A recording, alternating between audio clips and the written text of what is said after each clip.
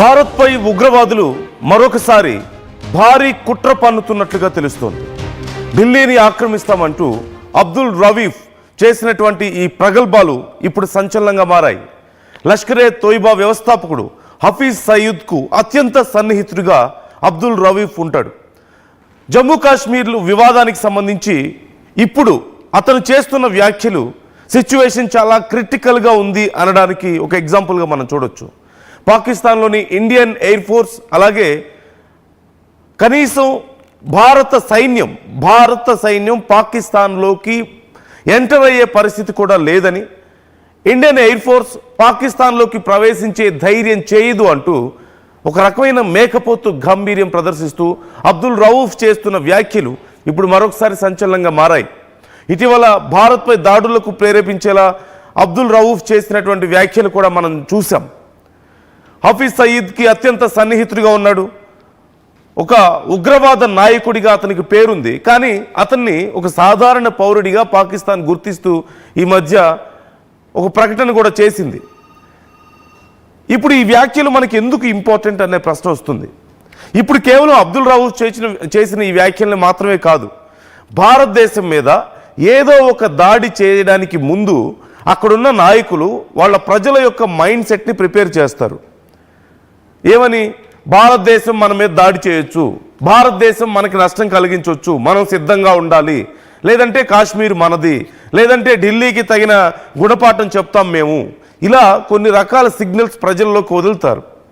ఎందుకు? ఇది కేవలం వాళ్ళ మైండ్ సెట్ను ప్రిపేర్ చేయడం, మన మీద దాడి చేయడానికి మాత్రమే కాదు.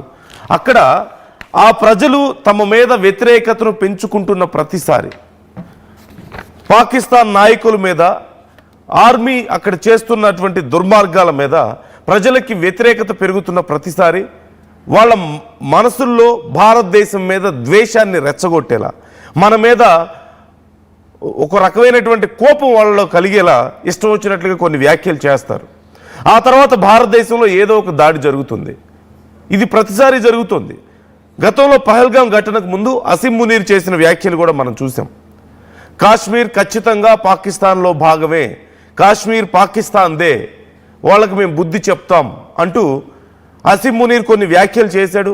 ఆ తర్వాత పహల్గాంలో ఉగ్రవాదుల దాడి మనం చూసాం. ఎంత భయంకరమైన దాడు! మన భారత పౌరుల్ని పాయింట్ బ్లాంక్ రేంజ్లో కాల్చి ప్రాణాలు తీశారు. భార్యల ముందు, చిన్న చిన్న పిల్లలు, కొడుకులు కూతుర్ల ముందే మన పౌరుల యొక్క, ఇక చెప్పడానికి కష్టంగా ఉంది కానీ, బట్టలు తీయించి నీది ఏ మతం అని అడిగి వాళ్ళని వాళ్ళ కళ్ళ ముందే కాల్చి ప్రాణాలు తీశారు. ఆ తర్వాత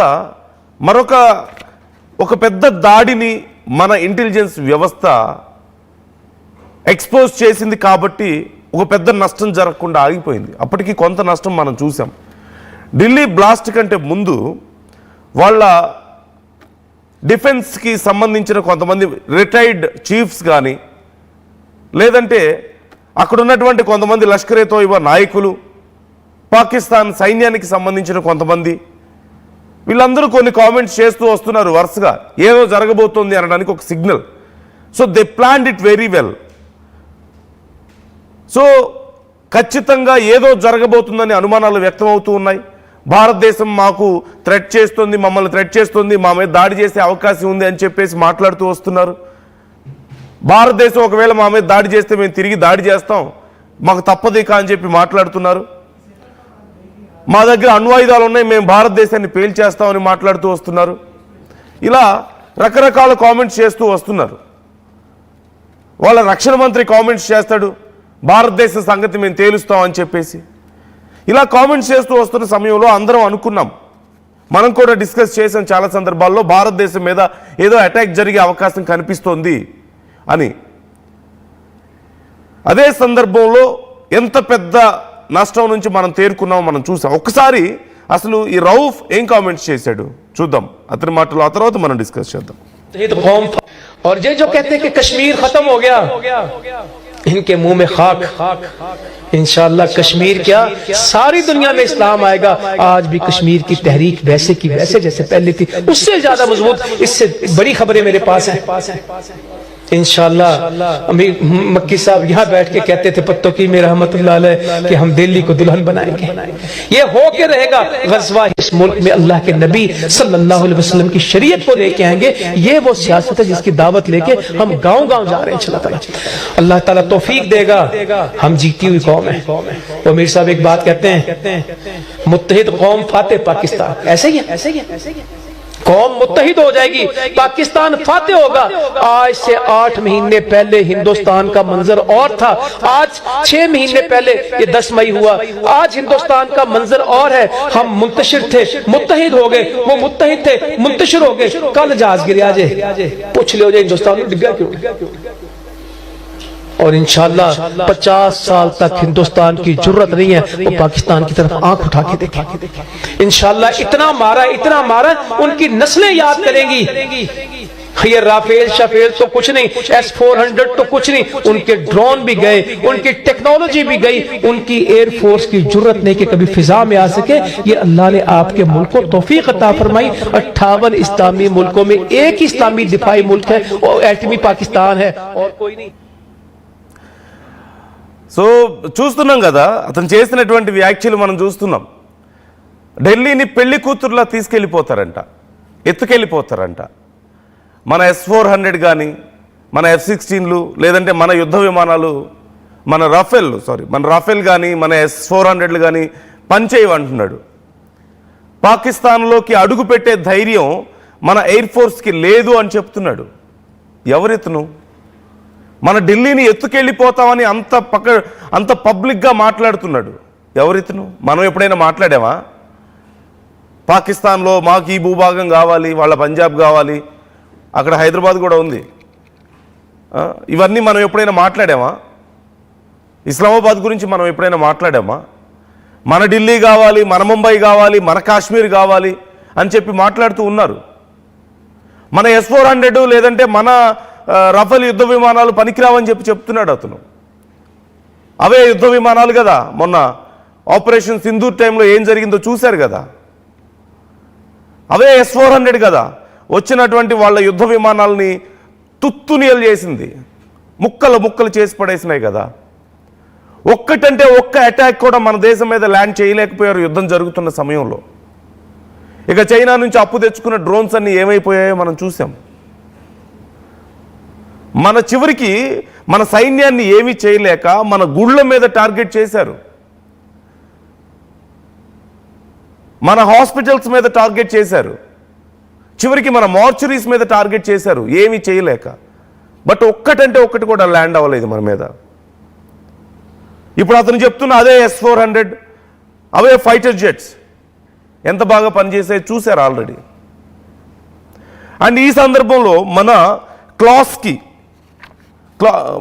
క్లాస్కి చీఫ్గా ఉన్నారు దుష్యంత్ సింగ్. క్లాస్ అంటే centre for land warfare studies, దానికి డీజీ ఆయన.